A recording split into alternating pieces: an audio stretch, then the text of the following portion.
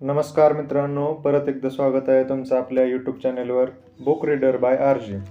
पहिल्या भागामध्ये आपण बघितलं पुरंदरवर चौघडा दुमदुमला. आता त्याचाच दुसरा पार्ट, मालोजी व विठोजींचा जन्म. मालोजी राजे भोसले यांचे वडील बाबाजी राजे भोसले. बाबाजी राजे लहान असतानाच त्यांचे वडील मालोजी हे चासकमान गावाजवळील डोहात जलक्रीडा करीत असताना मृत्यू पावले. त्यावेळेस बाबाजींचे लग्नही झाले नव्हते. बाबाजी राजे व त्यांची मातोश्री तेथून निघून देवगिरीपासून 5 कोसावर असलेल्या आपल्या पाटीलकी गावी वेरूळ कृष्णेश्वरा येथे जाऊन राहिले. तेथे ते थोर झाल्यानंतर त्यांच्या आईने त्यांचे लग्न केले. बाबाजी राजे कर्ते झाल्यानंतर आपल्या मातोश्रीचा निरोप घेऊन बाहेर पडले. भीमातिरी मौजे देऊळगाव तर्फ पाटस परगणे पुरंदर येथे जाऊन देऊळगावची पाटीलकी व मौजे खानवटे व कसबे जिती भीमातिरी अशा 3 गावच्या पाटीलक्या खरेदी घेऊन त्यांनी आपली वहिवाट चालू केली.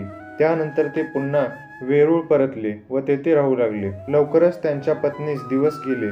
या यथायोग्य वेळी प्रस्तुत झाल्या. त्यांचा पहिला पुत्र झाला. त्याचे नाव मालोजी राजे असे ठेवण्यात आले. शके 1474 परिधावी नाव संवत्सरे फसली सन 962 या साली मालोजी राजे यांस जन्म झाला. पुढे दुसऱ्या पुत्राचा जन्म झाला. त्याचे नाव विठोजी राजे असे ठेवले. दोघांचाही जन्म वेरूळ मुक्कामी झाला. यानंतर वेरूळास गडी माणसांचा बंदोबस्त ठेवून बाबाजी राजे भोसले आपल्या मातोश्री व पुत्रासह देऊळगावी येथे राहू लागले. पुढे काही दिवसांनी बाबाजी राजे भोसले यांस देवआज्ञा झाली. भाग तिसरा, मालोजी व विठोजी सरदार बनले. 18 वर्ष पूर्ण झाल्यानंतर उभयता बंधू चाकरीसाठी आपल्या मातोश्रींचा निरोप घेऊन बाहेर पडले. ते फलटणचे निंबाळकर यांच्याकडे रुजू झाले.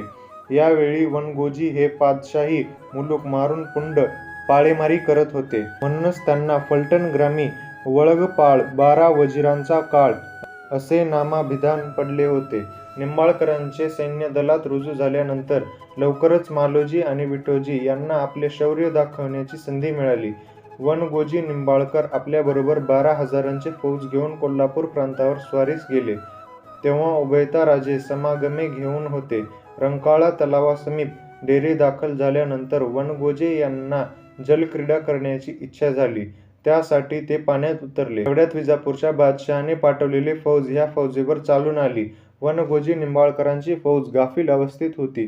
प्रसंग बाका होता. निंबाळकरांची फौज तयार होईपर्यंत मालोजी आणि विठोजींनी जलदीने उपलानी घोड्यांवर स्वार होऊन हातात एक फिरंगा व भाले घेऊन सर्व फौजांनी पुढे जाऊन समरांगणी मिसळले. त्यावेळी आदिलशहाच्या फौजेतील 2 हत्ती 2 आदिलशाही निशाणे मोकळी सोडून डंका नौभुवीत वाजवीत पुढे आले होते.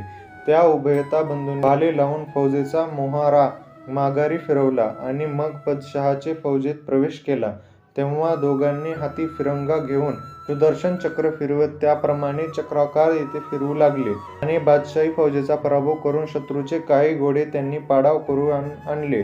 या उभयता बंधूंना रणमद इतका चढला होता की त्यांच्या हातातील फिरंगा सुटेनासा झाला. तेव्हा आपल्या लष्करातील मोठे मोठे सरदार यांनी प्रयत्न करून बळजबरीने त्यांच्या हातातील फिरंगा सोडवून घेतला.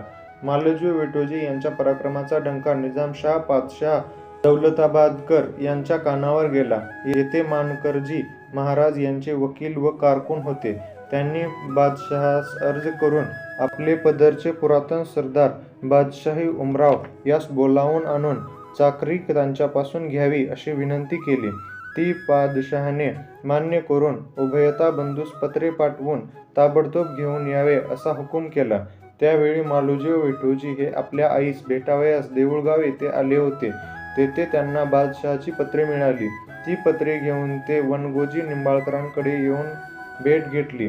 त्यांनीही दोघांना सन्मान करून 1200 होऊन देऊन त्यांचा निरोप दिला. दोघेही बंधू बादशहाचे भेटीस आले. तेव्हा बादशहाने वजीर जाधवराव यांस फौज सुद्धा समोर पाठवून सन्मानाने सभास्थानी आणले आणि वस्त्रे अलंकार देऊन सन्मान केला. त्यांच्या वडिलोपार्जित दौलत त्यांच्या स्वाधीन करून प्रत्येकास 1500 स्वारांचा सरदारांचा आणि मनसबी दिल्या. तैनाती बद्दल शिवनेरी किल्ल्यासह जुन्नेर परगणा संदापत्री दिली. त्याप्रमाणे मालोजी आणि विठोजी लहान वयातच निजामशाह पातशाहचे सरदार बनले. याचबरोबर आपला दुसरा आणि तिसरा भाग इथेच संपला आहे. असेच पुढील नवे नवे व्हिडिओ पाहण्यासाठी चॅनलला सबस्क्राईब करा, व्हिडिओला लाईक व शेअर करा. धन्यवाद.